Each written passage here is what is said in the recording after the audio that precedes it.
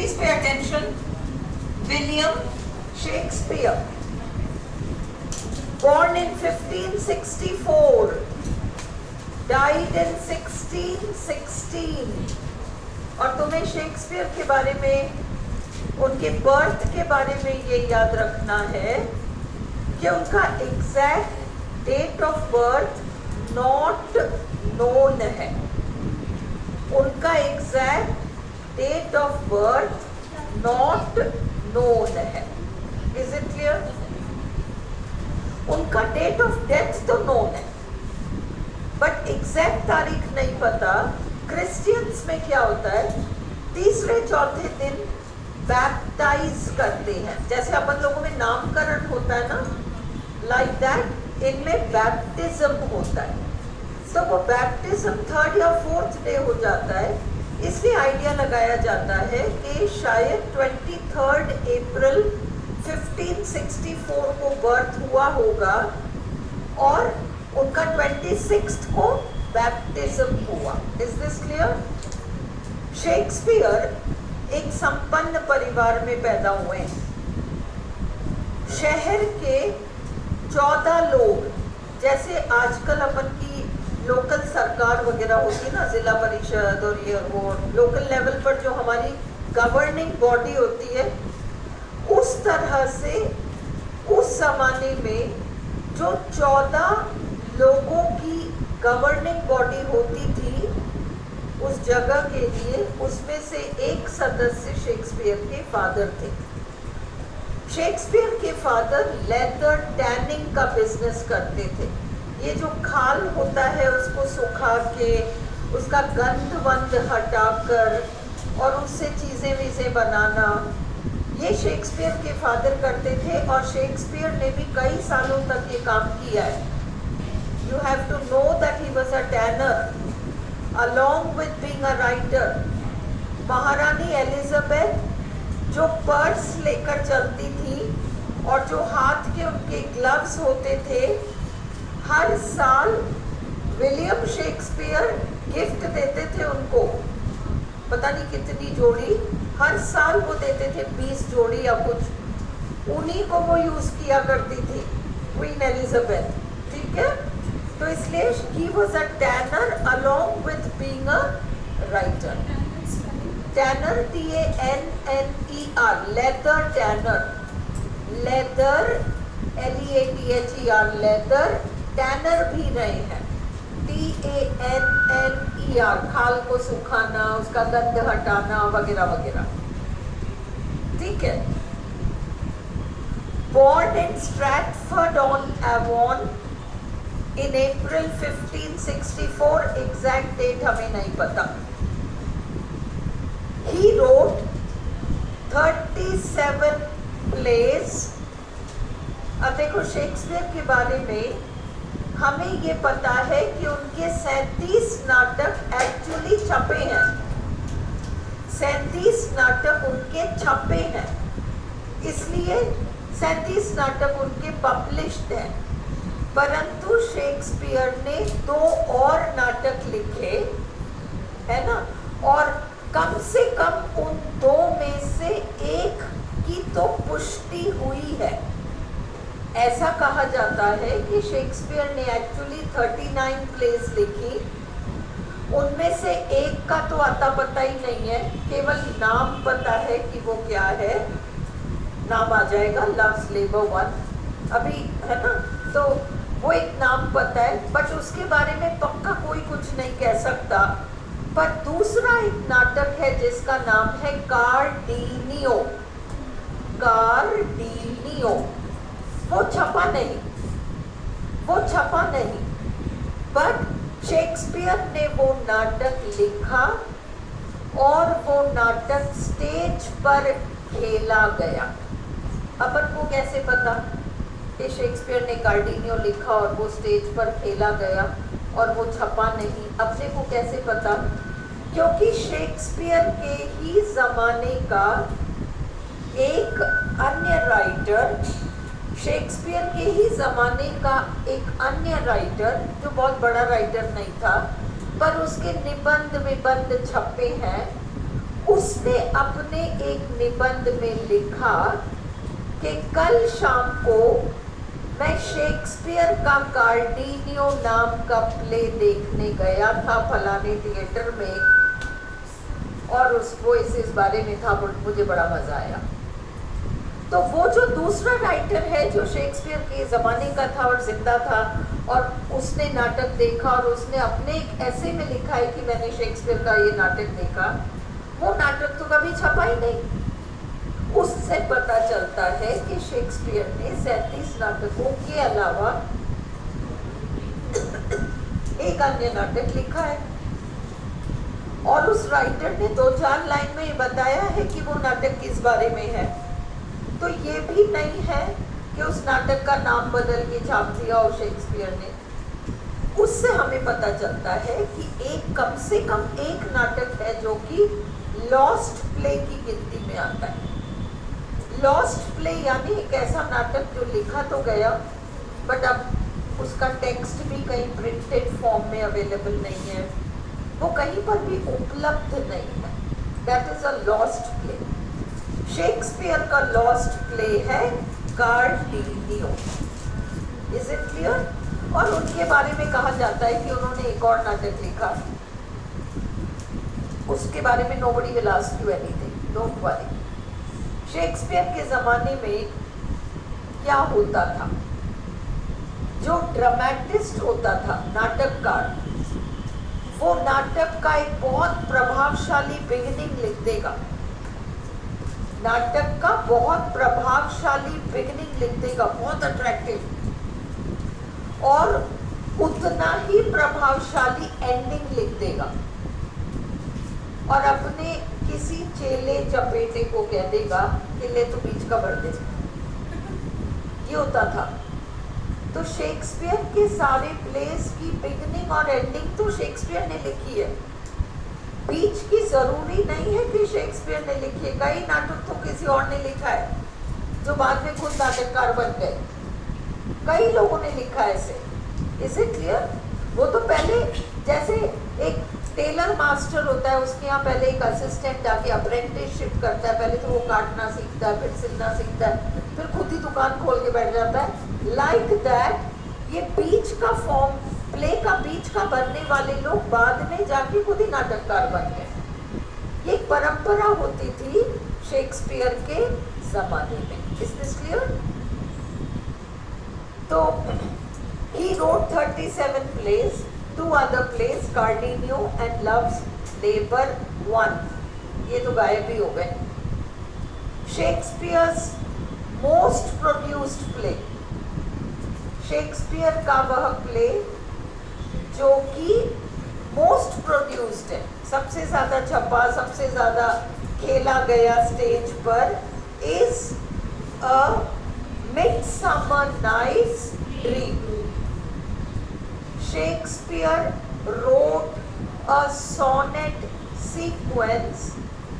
Shakespeare ने sonnets का एक सीक्वेंस, मतलब सीक्वेंस का मतलब उन्होंने अपने सॉनेट्स को, ये ध्यान दो, नाम नहीं दिया, उन्होंने नाम नहीं दिया, शेक्सपियर ने अपने सॉनेट्स को नाम नहीं दिया। शेक्सपियर के प्रत्येक सॉनेट को एक नंबर दिया गया है, 1 से लेकर 154 तक, और शेक्सपियर के नाटक का जो पहला लाइन होता था वही उसका टाइटल बन जाता था, क्योंकि शेक्सपियर ने खुद ने टाइटल नहीं दिया है। Shakespeare has not given any title to any of his sonnets. He has only given numbers from 1 to 154. तुम सबने BA Part 1 में पढ़ा है sonnet number 30, Went to the Sessions of Sweet Silent Thought. उसका पहला ही नाम, वही लाइन है, पहला लाइन है, वही उस sonnet का नाम है।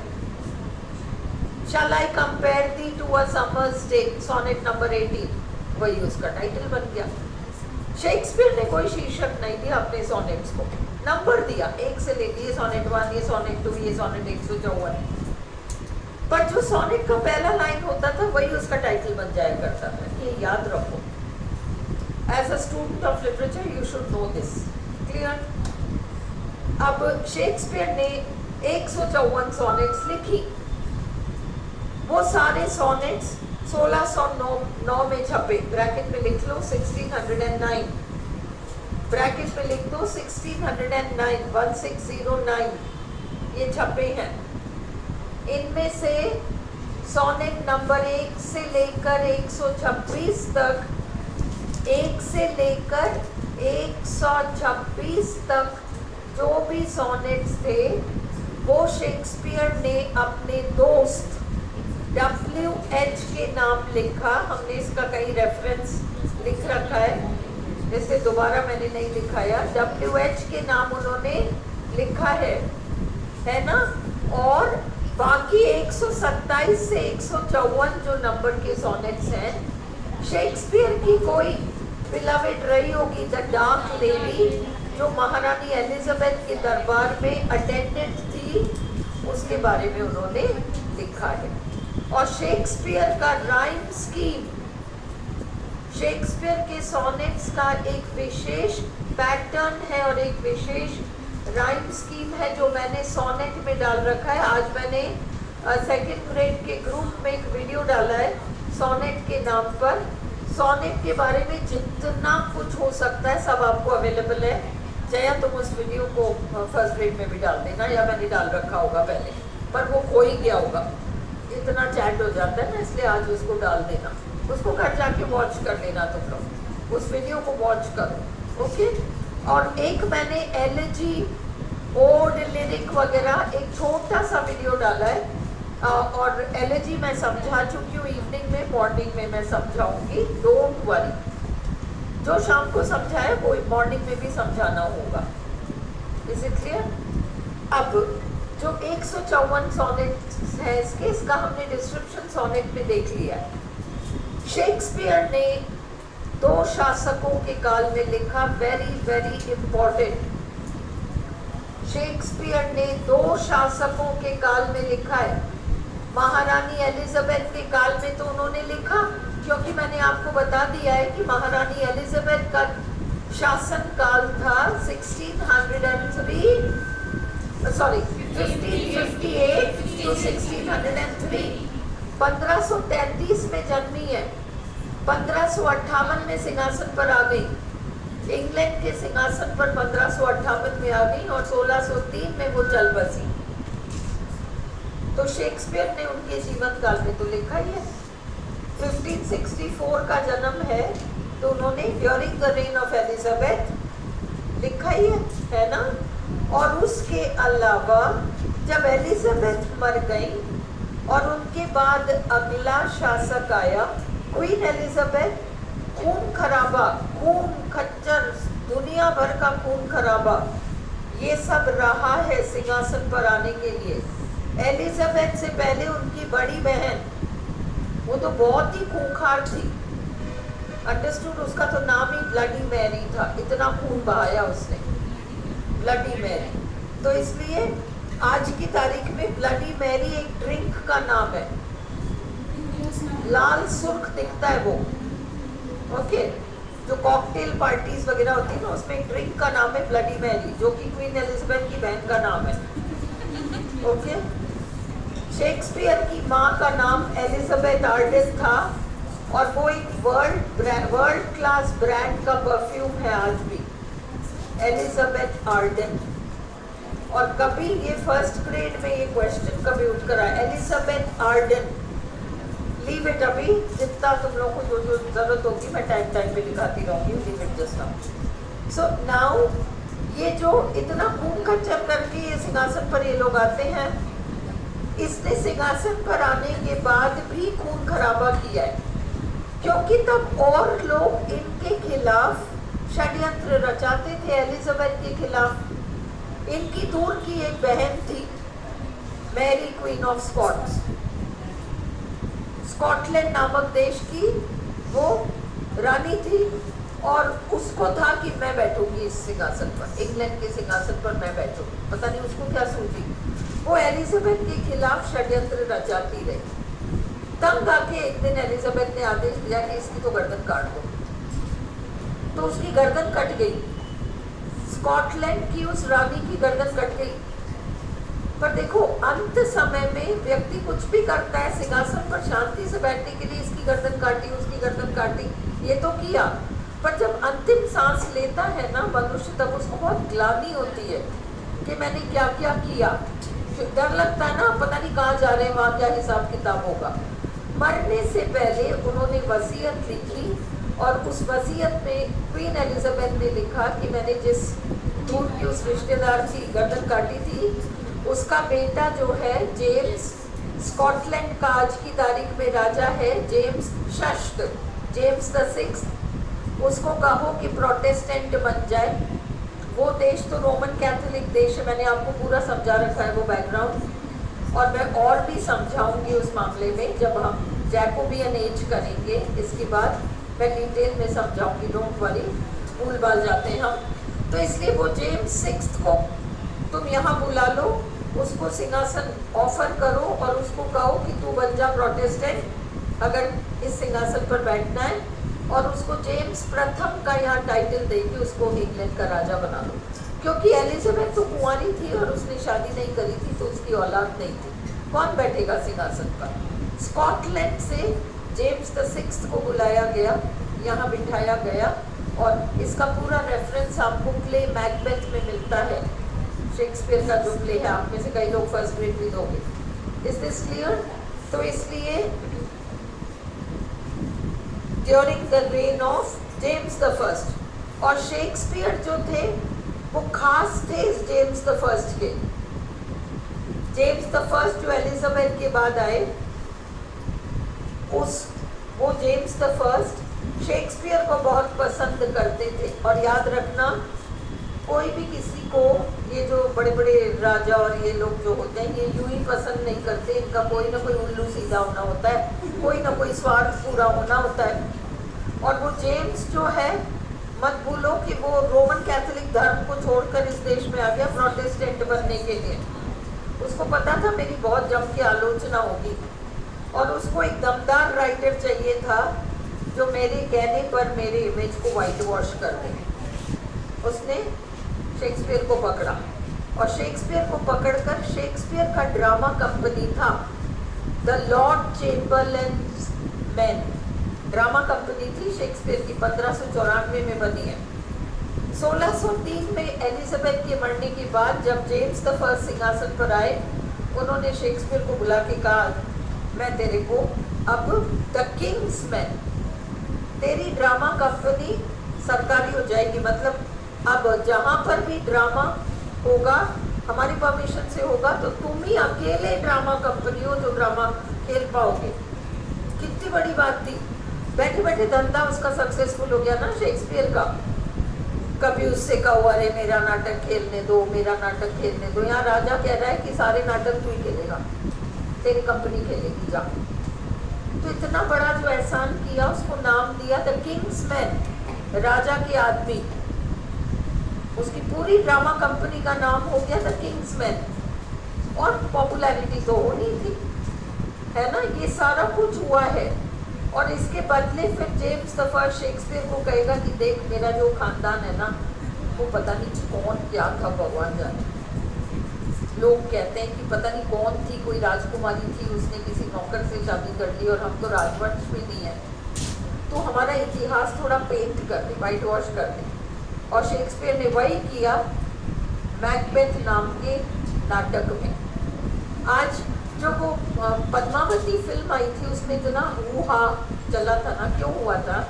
क्योंकि हम इतिहास के पन्नों को खोल के पढ़ने नहीं वाले, नहीं पढ़ेंगे हम। कौन पढ़ना पसंद करता है? अगर उस कैरेक्टर के बारे में फिल्म बन जाए और उस फिल्म में कहानी को तोड़ा मरोड़ा जाए, तो हम उस तोड़ी मरोड़ी फिल्म को देखकर उसको सच मान लेंगे। हिस्ट्री की बुक तो हम खोल के पढ़ेंगे भी नहीं कि सच क्या था, हम उसको पढ़ेंगे, हम उस फिल्म को देखेंगे और उसको सत्य मान लेंगे। इसलिए उसमें कई सारी बातें जो सच नहीं थी और नहीं आनी चाहिए थी, उसमें राजपूत को बहुत ज़्यादा ऑब्जेक्शन था कि आप कैसे ये सब शो कर सकते हो फिल्म में। दुनिया तो हिस्ट्री बुक खोल के पढ़ेगी नहीं, उसको सच मान लेगी। आप तो हिस्ट्री को ही पूरा वो कर दोगे, बदल दोगे। हम अलाउ ही नहीं करेंगे इस चीज़ को। Now do you understand? और शेक्सपियर ने वो करा लिया उससे, सॉरी जेम्स द फर्स्ट ने करा लिया शेक्सपियर से। कौन पढ़ता है, कौन उसको खोल के पढ़ता है हिस्ट्री को कि एक्चुअली कौन किसका क्या था? सब मैकबेथ को पढ़ के समझ जाते हैं ये है इनकी हिस्ट्री, साफ सुथरी है बिल्कुल। तो शेक्सपियर ने 2 शासकों के काल में लिखा है, क्वीन एलिजाबेथ और James the first. He never wrote about Queen Elizabeth directly. महारानी की तारीफ करके कभी भी शेक्सपियर ने नहीं लिखा, पर महारानी की तारीफ करके कौन से राइटर ने लिखा? एडमंड स्पेंसर ने लिखा। फेरी क्वीन लिखी जिसमें एलिजाबेथ का नाम बदल के उन्होंने लिख दिया। शेक्सपियर ने कभी डायरेक्टली कभी महारानी की तारीफ नहीं करी, बस उन्होंने एक नाटक लिखा मिडसमर नाइट्स ड्रीम, और उसमें उन्होंने जैसी क्वीन एलिजाबेथ हुआ करती थी उसका हुलिया और उसका सारा वर्णन उन्होंने वहाँ पर नाटक में किया है। He never wrote about Queen Elizabeth directly. His most direct reference to the Queen appears in A Midsummer Night's Dream. Shakespeare wrote his own epitaph. Shakespeare ने अपने खुद के कब्र पर लिखे जाने वाले पंक्तियों को लिखा। ये थी वो पंक्तियाँ जो उनके कब्र पर लिखी गई हैं। शेक्सपियर ने मरने से पहले कि ये मेरे कब्र के लिए मैं लिख रहा हूँ, शिलालेख, एपिटैफ। गुड फ्रेंड फॉर, अगर देखो तुम्हें पता है कि कब्र होता है ठीक है, पर कई सालों बाद जब बहुत टाइम बीत जाता है तो कब्रों को मतलब खोद दिया जाता है, उस पर मकान बना दिए जाते हैं। कोटा का सारा हाउसिंग बोर्ड कॉलोनी जो है पहले कब्रिस्तान ही हुआ करता था, है ना? हाँ, स्कूल्स में स्कूल की बिल्डिंगें ये सब कब्रिस्तानों पे बनाई जाती हैं क्योंकि खुली ज़मीन होती है और पक्का होता है कि कब्र बहुत बहुत बहुत कई 100 साल हो गए, अब तक तो सब खत्म हो गया होगा। तो इसलिए शेक्सपियर ने पहले ही लिखा कि कोई भी हो जो यहाँ खोदा खादी करने आओ मत खोदना, है ना? तुमको मेरा श्राप लगेगा अगर तुमने इसको, तो तुम कर्स्ड हो जाओगे अगर तुमने मेरी हड्डियों को डिस्टर्ब किया, और तुम ब्लेस्ड हो जाओगे अगर तुम मुझे चैन से यहाँ सोने दो। वो 4 लाइन्स है। आरपीएससी देखो क्या पूछ सकती है हमें नहीं पता, कई बार कुछ भी पूछ लेती है जो ऊटपटांग होता है। नेट में एक बार क्वेश्चन आया था कि 4 राइटर्स में से कौन से राइटर का फादर माली था, तो उसका लिटरेचर से क्या लेना देना? तुम क्या करोगे? उसका फादर माली था तो हमको उससे क्या बेनिफिट मिला?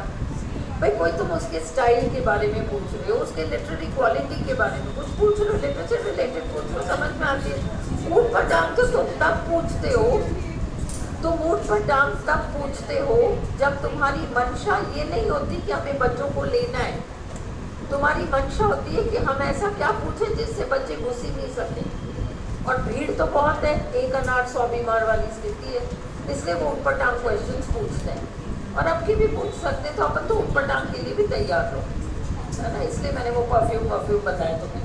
चलो, वो ये भी नहीं कह पाओगे कि आउट ऑफ सिलेबस है, शेक्सपियर रिलेटेड है, और ये भी नहीं कह पाओगे कि भाई 100% सिलेबस है। अपन बीच में आ जाते हैं ना, इसलिए प्रिपेयर रहो। Good friend for Jesus is sake forbear, रुक जाओ, stop. To dig the dust enclosed here, जो मिट्टी यहाँ दफन है उसको खोदो मत। Blessed be the man that spares these stones, धन्य हो वो जो इन पत्थरों को बख्श दे। And cursed be he that moves my bones, और श्राप लगे उसको जो मेरी हड्डियों को हिला दे। द ग्लोब 50 आगे तो पढ़ेगी क्या घर पे? तो इन दोनों को अच्छा, बट ये लोग फिर कल आए नहीं आए तो रजिस्टर का चक्कर पड़ेगा। हाँ, लिखा हुआ था द ग्लोब 1599 में ग्लोब बना है। ग्लोब, सुनो क्या बताऊं, ये 4 लाइन का मीनिंग कोई नहीं पूछेगा। तुम्हें अगर कोई ये लाइन आ जाए तो पहचानना पड़ेगा कि ये शेक्सपियर का एपिटाफ है। ये कोई नहीं पूछेगा कि इसका मतलब क्या है। मैं फिर भी समझा सकती हूँ, वो कोई बात नहीं है, बट कोई पूछेगा नहीं शुभम, 100%। Don't worry. ये कह रहा है कि यहाँ जो मेरा कब्र है ना, इसको खोदो मत। खोदोगे तो श्राप लग जाएगा, नहीं खोदोगे तो मेरा आशीर्वाद, ब्लेस्ड हो जाओगे। द ग्लोब, सुनो अब, ग्लोब नाम का ये जो थिएटर है जो 1599 में बना है, ग्लोब नाम का जो थिएटर है 1599 में बना है। इसके बारे में एक चीज जानो, पुराने ग्रीस में, इवनिंग में मैं ड्रामा पढ़ाई रही हूँ, तुम लोग अगर वीडियो देख रहे हो तो तुम्हें पता होगा, पुरानी ग्रीस में हर सदस्य को, हर नागरिक को कंपल्सरी था कि आप नाटक देखने आओ। टिकट लगते थे, लोग टिकट खरीद के नाटक देखने जाते थे। जो जिनके पास पैसे नहीं होते थे टिकट देखने के, सरकार उनको पास बना के देती थी, कहते थे नाटक तो देखना पड़ेगा। तो तुम सोचो कि अगर सारे नागरिकों को एक जगह इकट्ठा होना है नाटक देखने के लिए, तो कैसा थिएटर होगा, कितना विशाल होगा। स्टेडियम था वो, और उसमें ऐसे सीढ़ी सीढ़ी सीढ़ी सीढ़ी से सीटें होती थी, जैसे स्टेडियम में होती थी, चारों तरफ से यूं, इसीलिए इसका नाम है ग्लोब। इस तरीके से, और चारों तरफ से वो सीटें, सीढ़ी सीढ़ी सीढ़ी। वहीं पर फिर बैल्कनी भी होती थी, जैसे हमारा बैल्कनी और बॉक्स है वो भी होता था, अंडरस्टूड। और बीच का वो मैदान स्टेज होता था।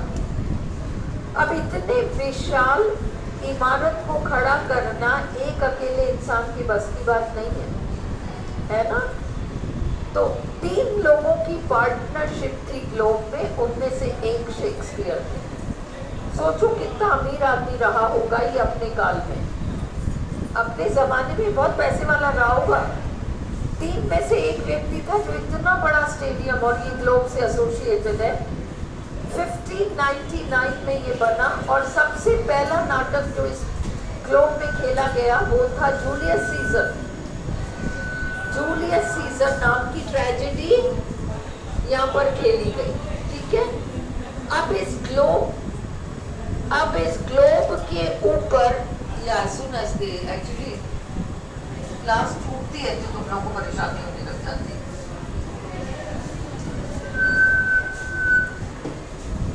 तुम लोग भी जब अपन निकलते हैं तो बातें करते हुए मत निकलो। देखो, औरों को परेशानी औरों की वजह से अपन को होती है ना, अपन की वजह से औरों को भी होती होगी, तो तुम लोग शोर मचाते हुए मत निकला करो। अब पे अटेंशन, लिसन। ग्लोब नाम का जो थिएटर है उसके बाहर एक आर्च बना हुआ है, आर्च, गेट के ऊपर आर्च है। उस आर्च के ऊपर लिखा है टोटस मंडस एजिट हिस्ट्रियोनेम, लैटिन लाइन है, नोट्स में है तुम्हारे, सुनो। शेक्सपियर का नाटक है एज यू लाइक इट, और एज यू लाइक इट भी छोड़ो, तुम लोग जो फर्स्ट ग्रेड और सेकंड ग्रेड के लिए पढ़ रहे हो, तुम लोगों को कम से कम 6, 7, 8, 9, 10 तो पता होना चाहिए क्या क्या है। फर्स्ट ग्रेड वालों को 11, 12 लिटरेचर का पता होना चाहिए, और तुम लोग के पास all the world's a stage वाला जो पोएम है वो सिलेबस में चलता है स्कूल के। टोटस मंडस एजिट हिस्ट्रियोनेम का मतलब सारी दुनिया एक रंगमंच है, all the world is a play house. ये this is the meaning of टोटस मंडस एजिट हिस्ट्रियोनेम। अब देखो, ये लाइन तुम्हें एग्जैक्टली याद होना चाहिए। क्यों? एक भी शब्द बदल दिया तो तुम्हारा above the structure of the globe is written, और 4 लाइन, टोटस होगा, मंडस होगा, एजिट की जगह कुछ और होगा, हिस्ट्रियोनेम भी होगा। यू शुड नो एग्जैक्ट 4 शब्दों को तुम्हें पता होना चाहिए। तो हरक्यूलिस नाम का जो बहुत बलशाली व्यक्ति था, और वो अपने कंधे पर एक तरीके से पूरे संसार को उठाकर चल रहा है, इतना पावरफुल है, पूरा ग्लोब अपने हाथ में लेकर चल रहा है, उसका ये इमेज बना हुआ है। थिएटर के ऊपर एक झंडा है और ये हरक्यूलिस का वो इमेज है जो पूरे ग्लोब को पकड़े हुए, और गेट के ऊपर आर्च है जिसके ऊपर लिखा है टोटस मॉन्टस एजिट हिस्ट्री ऑन इट। तो अ फ्लैग ऑफ हरक्यूलिस, ये अपने लिखा Shakespeare was associated with the globe, जुड़े थे ग्लोब से, अकेले मालिक तो नहीं थे। Julius Caesar was the first play performed here. Julius Caesar पहला नाटक यहाँ खेला जाता था, गया था। A flag of Hercules with the globe.